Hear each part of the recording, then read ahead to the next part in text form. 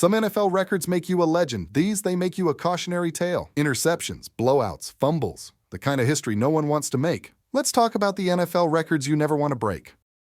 Most interceptions in a season. Let's start with one of the most brutal records for any quarterback. The most interceptions thrown in a single season. That record belongs to George Blanda, who threw 42 interceptions in the 1962 season. Yes, 42. That's more than 2 per game across a full season. Now, Blanda played in a completely different era. Back when quarterbacks took more risks, the passing game wasn't nearly as refined, and defensive backs had way more freedom to disrupt receivers. But even with all of that context, 42 interceptions is staggering. For perspective, in today's game, a quarterback who throws more than 15 picks is considered turnover-prone. Cross 20 and you're having a disaster season. But 42? That's not just a bad year. It's a statistical outlier in NFL history. Even more interesting is that Blanda was still a respected quarterback. He threw 27 touchdown passes that same year and led the league in passing yards. But he was a volume passer, and with volume came mistakes. This record is still standing over 60 years later, and not even the most reckless QBs in the modern era, guys like Jameis Winston or Brett Favre, have come close to touching it. It's a reminder that high-risk passing can rack up numbers,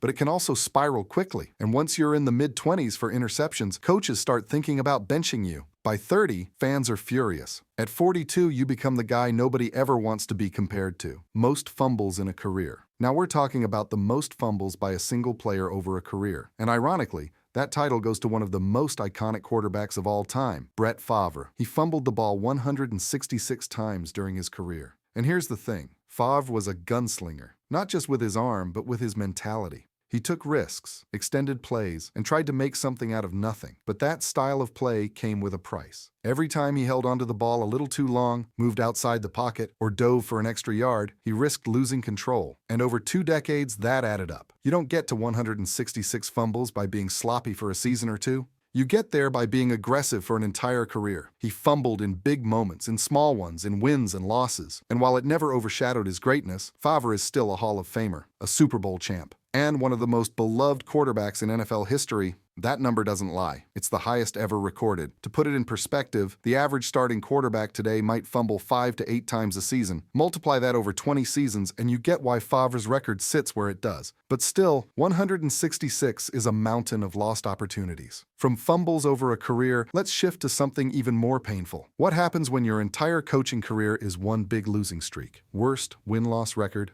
by a head coach. When we talk about head coaches, we usually focus on their systems, championships, or coaching trees. But not every coach gets remembered for the right reasons. Some just never figure it out. And no one struggled more than Bert Bell. Bert Bell's coaching record stands at 10 wins, 46 losses, and 2 ties. That's a winning percentage of just 0.179, the lowest in NFL history for any coach with at least 50 games. That kind of record is rare because most coaches who perform that poorly don't last long enough to reach that number of games. But Bell did, and it wasn't pretty. He coached the Philadelphia Eagles from 1936 to 1940, back when the team was still finding its identity. And while a few of those seasons showed glimmers of promise, most were filled with lopsided losses and bottom-of-the-league finishes. The fascinating twist? After his rough stint as a coach, Bert Bell went on to become the commissioner of the NFL and was one of the most influential leaders the league has ever had. He introduced the draft system, implemented blackout rules to protect ticket sales, and helped grow the league during the 1940s and 50s. So while his coaching record is the worst ever, his legacy goes way beyond the sideline. Still, as far as coaching careers go, 1046-2 is the number no one wants to end up with. Let's move from the sidelines to the field and take a look at the team that forgot how to win entirely. Longest losing streak in NFL history. No team wants to be remembered for being historically bad. But the 1976-77 Tampa Bay Buccaneers didn't have a choice. They hold the record for the longest losing streak in NFL history, 26 straight games without a win. Let's put that in perspective. That's 2 entire seasons without tasting victory, 14 losses in their debut season, and 12 more to open the next. Their first win didn't come until Week 13 of the 1977 season. By that point, people were openly mocking them. Players were demoralized. Fans were frustrated. Even the media had run out of ways to describe how bad things had gotten. But here's the thing, Tampa Bay was an expansion team. They didn't have a full roster of talent. They were pulling players from other teams' leftovers and trying to build chemistry from scratch. And while losing was expected, no one thought it would take this long to break through. Their offense struggled to score. Their defense couldn't keep opponents off the board. And the confidence just drained week by week. That 26-game stretch is still unmatched, and hopefully it always will be.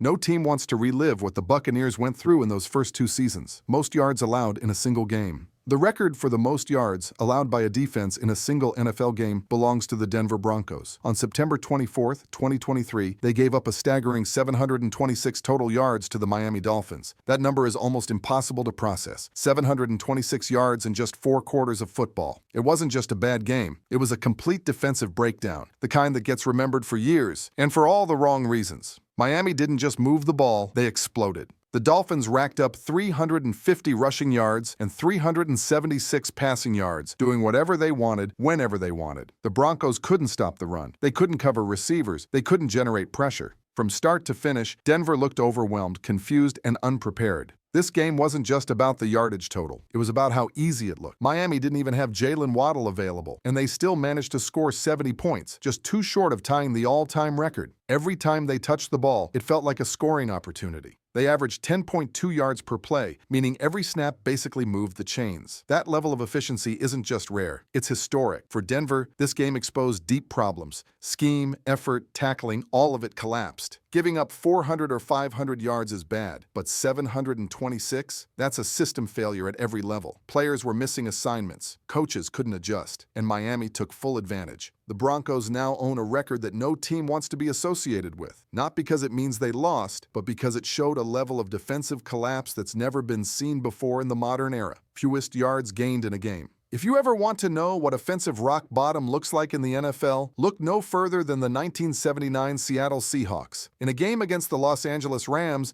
they didn't just struggle offensively. They recorded -7 total yards. That's not just a bad day. That's a statistical failure. Here's how it happened. The Rams' defense came into that game with one goal, to dominate up front. And they did. The Seahawks were held to just 23 passing yards and -30 rushing yards. And yes, that's -30. The Rams had 7 sacks. And because in the NFL, sack yardage is subtracted from team totals, those losses in the backfield pushed Seattle into negative territory. Quarterback Jim Zorn couldn't get anything going. The offensive line was overpowered. The running backs had no room to work with. And every attempt to reset the momentum just made things worse. The Seahawks went 3 and out repeatedly, couldn't move the chains, and were physically overwhelmed at the point of attack. To this day, no other team has finished a game with less than 0 total yards. Even some of the worst performances in recent memory, like the Browns during their 0-16 season or the 2009 Rams, still managed to pick up at least a few dozen yards, but Seattle's -7 stands alone, and it shows just how dominant a defense can be when it controls every inch of the field. Let's shift from offenses going nowhere to teams that couldn't get out of their way. Most penalty yards in a game. The NFL record for the most combined penalty yards in a single game belongs to the Chicago Bears and Cleveland Browns, set on a chaotic afternoon in 1951. Between both teams, they racked up a total of 374 penalty yards, a number that still stands alone in league history. The breakdown tells the story. The Cleveland Browns were flagged 21 times for 209 yards. The Chicago Bears weren't far behind, committing 16 penalties for 165 yards. That's 37 total penalties, with flags flying nearly every other play. Holding, pass interference, personal fouls, the game had everything, and not in a good way. Despite all the infractions, the Browns still came out on top, winning the game 42-21. And while the scoreline might suggest dominance, the flow of the game was anything but smooth. Momentum was constantly interrupted, drives stalled, then restarted on penalties. It was hard for either team to build rhythm when yellow flags were falling everywhere. What's striking about this record is how enduring it's been. The modern NFL has become more disciplined over the decades, and while teams still occasionally flirt with 100-plus yard penalty games, the idea of 2 teams combining for nearly 400 yards in penalties feels almost unthinkable today. Even in the most intense, chippy rivalries, you don't see this level of breakdown and control. This game is remembered not just for the record itself, but for what it represented: a lack of composure, poor discipline, and officials forced to assert control nearly every possession. It's a clear reminder that penalties don't just kill drives. In this case, they defined an entire game. Most interceptions in a half, Nathan Peterman. In his very first NFL start, Nathan Peterman did something no quarterback ever wants to be remembered for. He threw 5 interceptions in the first half against the Los Angeles Chargers.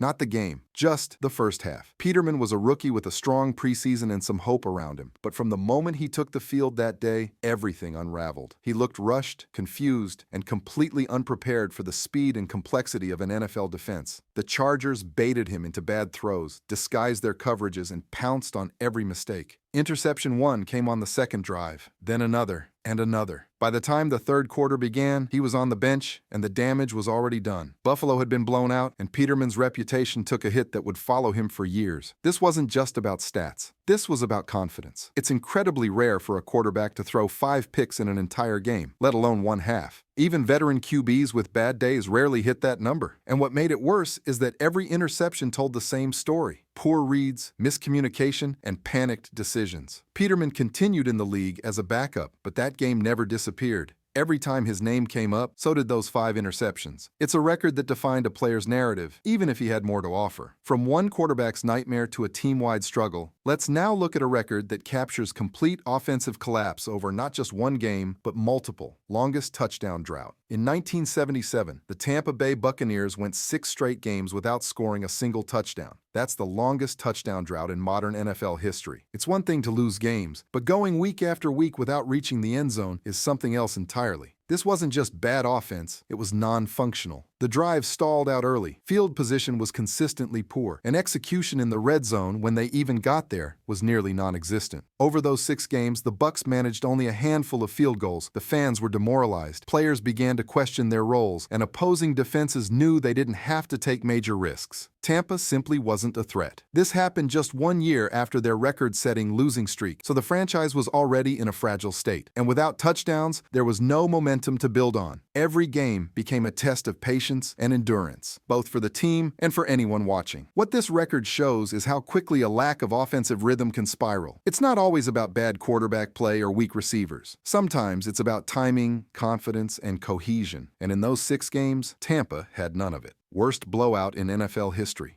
The most lopsided game in NFL history took place in 1940, when the Chicago Bears defeated the Washington Redskins 73-0 in the NFL championship game. This wasn't just a regular season matchup. This was the title game, the final, and it was the most complete demolition ever recorded. To understand how this happened, you have to look at the context. Just 3 weeks earlier, the Redskins had beaten the Bears and mocked their offense publicly. Bears head coach George Halas took that personally. He revamped the game plan and introduced a refined version of the T formation that Washington wasn't prepared for. From the opening whistle, it was one-sided. The Bears scored on offense, defense, and special teams. Every phase of the game belonged to them. The Redskins, on the other hand, had no answers. They committed turnovers, gave up huge plays, and watched as the Bears ran up the score with precision. By halftime, it was already a blowout. By the fourth quarter, it was an embarrassment. And by the end, it was history. No team has scored more points in an NFL game since, not in a regular season or playoffs, and no team has lost by such a staggering margin. This game redefined what dominance looked like in football. It was strategic, physical, and psychological, and it's a reminder that even in championship settings, preparation and execution can make all the difference. Next, we'll go from total domination to total collapse in the trenches, when a team allows its quarterback to be sacked over and over again with no way out. These records aren't just numbers. They're reminders of how quickly things can fall apart in the NFL, for a player,